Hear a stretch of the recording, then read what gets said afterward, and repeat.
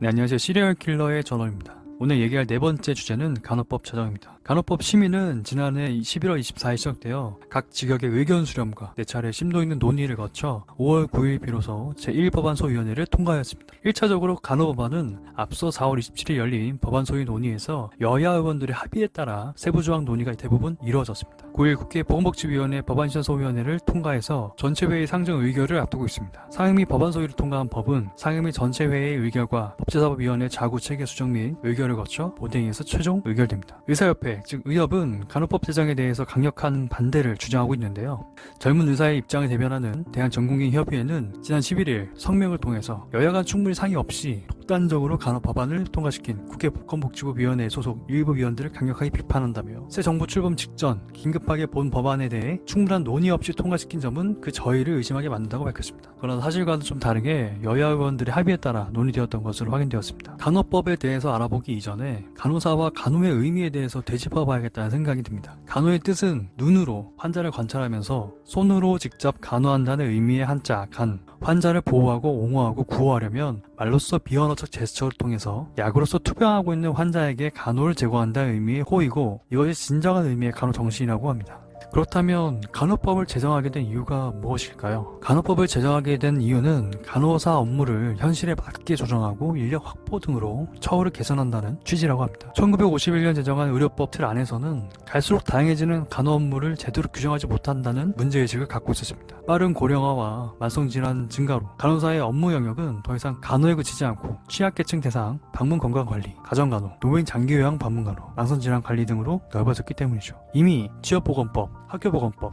노인장기요양보험법 등 10개가 넘는 법률이 간호사의 다양한 영역을 규정하고 있습니다. 의료법은 간호사의 임무를 환자의 요구에 따른 간호, 의사의 지도하에 시행하는 진료의 보조라고만 정의하고 있죠. 간호사들은 이 개념이 다분히 의사중심적이며 자신들의 전문성을 제대로 담지 못한다는 불만을 갖고 있습니다. 실제로 많은 국가에서 간호사들은 전문 의료인으로 인정받으며 1차 의료를 수행합니다. 미국에선 독자적인 약처방과 의료기관 개원도 가능하죠. 1903년 노스캐롤라이나에서 시작해 1923년 모든 주가 간호법을 제정했습니다. 독일 간호직업에 관한 법 1985년, 캐나다 간호사법 1988년, 영국 간호사조산사법 2001년 등 간호사만의 법제를 갖춘 나라는 적지 않습니다. 일본은 1948년에 보건부조산부 간호부법을 만들었습니다. 국내에선 의사들의 반대 등에 부딪혀 번번이 좌절되다가 코로나19 사태로 탄력을 받게 되었죠. 의료직원 응원하는 덕분에 챌린지가 유행했을 정도로 간호사들의 수고가 사회적으로 집중 조명을 받게 된 것입니다. 여기에 20대 대선까지 겹쳤어서 윤석열 대통령을 비롯한 주 대선 후보들이 간호법 제정을 긍정적으로 검토하겠다고 약속했었죠. 2020년 보건복지 자료에 따르면 의료인 중 간호사는 43만 6천여 명입니다. 단 한 표라도 더 끌어내야 하는 정당 입장에선 무시할 수 없는 표받친 셈이라고 합니다. 국회 복지위에서도 여야 모두 간호법 제정이 필요하다는 데는 동의하였습니다. 간호사법으로 간호사 처우 개선이 되어야만 하는 좀 더 구체적인 이유는 1인당 두세 개의 만성질환 수를 감당하는 복합 만성질환자의 수가 늘어나고 있는 초고령화 사회를 대비하고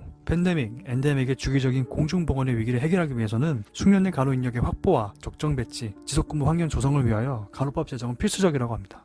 간호사분들은 OECD 대부분 국가가 환자당 간호사 수를 적절히 배치하지만 우리 적정 인력의 기준조차 없다며 간호 현장의 다양한 문제를 해결하기 위해서는 간호법이 꼭 필요하다고 주장했습니다. 현재 간호사분들의 마음을 알 수 있는 한 발언을 찾을 수 있었는데요. 대한간호협회 신경림 회장은 첫 코로나19 환자가 발생한 이후 전국의 간호사들은 국민의 건강과 환자의 생명을 지키고자 열정을 바쳐서 헌신했습니다. 이제는 말뿐인 코로나 영웅이라는 찬사는 우리를 더 힘들게 할 뿐입니다. 라는 말이었습니다. 간호법이 지난 9일 국회 보건복지위원회 법안심사소위원회를 통과한 가운데 의사단체들의 집단행동이 본격화되었었는데요. 대한의사협회 의협은 15일 서울 영등포구 서울시 의사회관에서 열린 간호법 규탄 전국 의사대표자 권리대회에서 참석자들이 간호법을 규탄한다며 목소리를 내었습니다. 의협이 반대하는 주장은 간호사의 업무 영역을 확정하는 근거를 마련해 의사 면허 범위 등을 침범하며 보건 의료 체계를 붕괴시킨다는 게 이들의 주장의 핵심이었습니다. 자신들의 진료, 처방 권한이 침해당할까봐 우려하는 것이었죠. 가장 큰 쟁점은 간호사의 업무 범위였습니다. 당초 법안은 간호사의 업무를 의사의 지도 또는 처방하에 시행하는 환자 진료에 필요 업무로 규정했습니다. 그러자 의사들은 진료 보조였던 의료법보다 간호사 업무 범위가 늘어난다고 반발했습니다.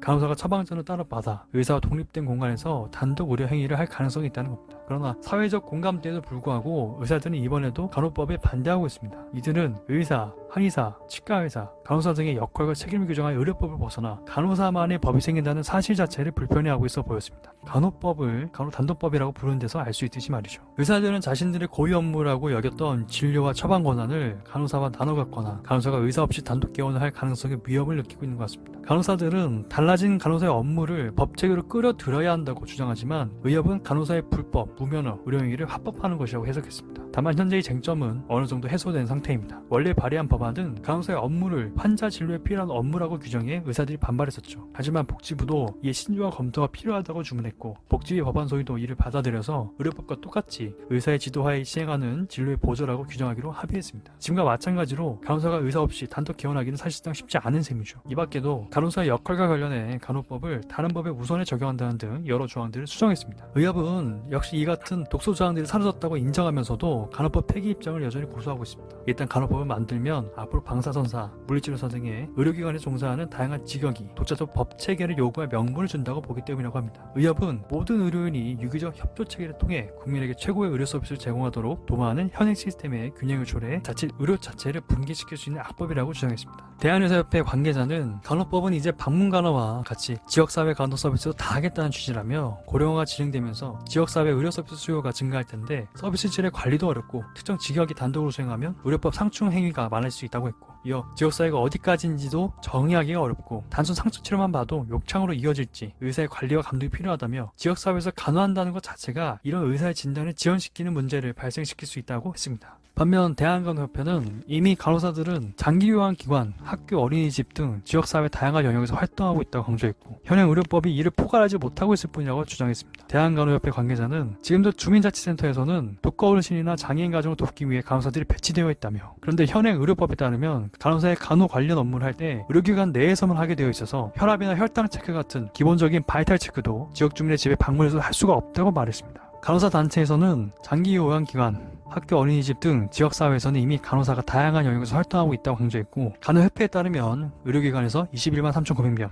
보건기관에서 1만 3,880명, 장기요양기관에서 3,300명의 간호사가 활동하고 있고 학교에 8,200명, 어린이집에 490명, 공무원, 국가직 지방직으로 9,190명의 간호사가 활동 중이라고 합니다. 간병시민연대 활동가는 간호법은 노인, 장애인, 중증만성 질환자 등 의료적 돌봄 소유자에겐 필요한 제도인데 오히려 의협이 환자들이 처한 현실을 도외시하고 직역 논리에 빠졌다는 지적이 있습니다. 한국은 고령화 사회로 진입했고 질병 구조도 만성 질환자가 많은 데다가 지역사회에서 돌봄이 필요한 사람 대다수가 아픈 이들이라며 지역사회에서 간호 인력의 돌봄 서비스 수요는 더 늘어날 수밖에 없고 그렇게 되면 국가 전체 돌봄 체계를 확립하는데 간호 인력의 중추 역할을 할 수밖에 없다는 설명이죠. 방문간호를 예로 들면 집 밖을 나가는 것 자체가 어려운 환자가 많고 병원을 가려면 구급차를 타야 하는 환자가 적지 않음에도 방문 진료는 활성화되어 있지 않다고 합니다. 이어 의료진이 환자를 직접 찾아가 상태를 묻고 혈압을 체크해주고 필요하면 체열도 해서 병원에 갖다주고 환자에게 약을 갖다주기도 하는 돌봄 서비스가 필요하고 요양보호사, 간호조무사가 아닌 간호사가 할 수 있는 역할이라고 얘기하고 있습니다. 의사협회에서 결국 반대하는 이유는 간호법이 제정되면 간호사가 단독으로 개원을 할 수 있다. 간호법은 현행 의료체계의 근간을 뒤흔든다 등의 주장입니다. 그러나 간호법에는 의료기관 개설 관련 내용이 없는 것으로 확인되었습니다. 의료기관 개설 권한은 의료법에 있으며 의사와 치과의사, 한의사에게만 있기 때문입니다. 또한 간호법 제정은 보건의료 인력체계 근간이 조성되므로 오히려 보다 더 효율성이 높아지게 된다고 합니다. 파멜라 시프리아노 국제간호협의회 회장이 지난 4월 6일 서울 여의도 국회 앞에서 열린 간호법 제정과 불법 진료, 불법 의료기관 퇴출을 위한 수요 집회에서 대한민국의 간호법 제정 지지를 선언했습니다. 국제간호협의회 ICN은 1988년에 설립된 세계 135개국이 가입한 가장 오랜 역사와 규모를 자랑하는 전문직 단체입니다. 파멜라 시프리아노 국제간호협의회 회장은 대부분의 국가들은 간호법을 갖고 있다. 간호법은 간호인력의 교육 수준과 업무 범위 등의 기준을 마련하고 있어 중요하다며 어느 정도 역량을 갖춘 사람이 간호사 업무를 수행하고 궁극적으로 환자의 안전과 연결되기 때문에 간호법은 환자 안전에 크게 기여한다고 설명했습니다. 대한간호협회를 제외한 다른 보건의료 단체에서 간호법 제정에 반대하는 목소리를 내는 것에는 간호법 제정이 의사나 다른 직군의 업무 범위를 침해한다는 것은 잘못된 생각이라며 간호법에서 규정하는 업무 범위 내에서 간호인력 본인이 결정권을 갖고 일하는 것이지 다른 의료 범위를 넘어서 일하는 것은 잘못 이해하고 있는 것이라고 반박했습니다. 전염병 상황이 반복되는 현상에 대해 사람들의 안전을 위해 확고한 의지가 필요하다. 그중 하나는 충분한 인력 수급이 이루어져야 한다. 한다는 것이라고 강조했습니다. 시프리아노 회장은 환자 대 간호사 비율을 적정 수준으로 맞춰야 합니다. 간호사가 너무 많은 환자를 담당하지 않도록 충분한 수급이 이루어져야 합니다. 라며 간호사라는 직업이 선호되는 업종이 되어야 한다. 힘들어서 그만두게 하는 업종이 되어서는 안 된다고 말한 것으로 전해집니다. 국내 간호사들의 현장에 대해서는 다른 나라와 비교해도 과도한 업무를 하고 있고 환경이 개선되지 않아 평균 7년 반 만에 이직한다고 들었는데 이것은 매우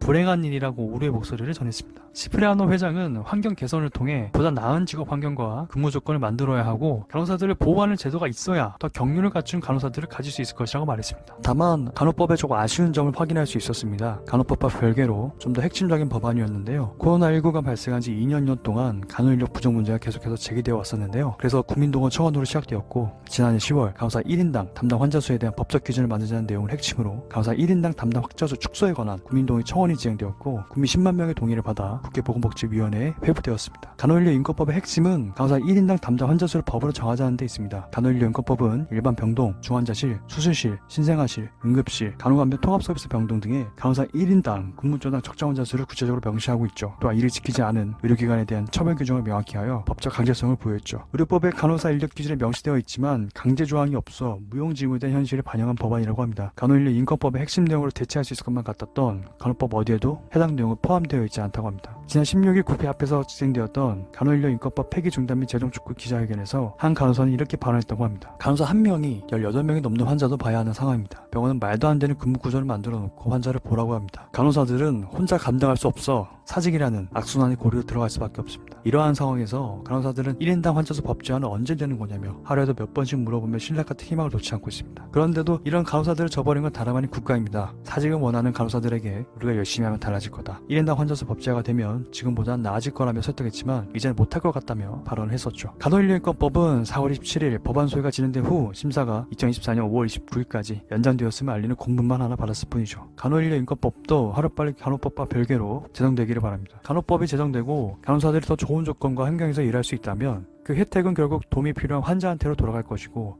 부족한 인력이 보충되면 그 남은 시간에 더 의사와 환자를 도울 수 있는 여력이 생기는 것은 확실히 도움이 된다고 생각합니다.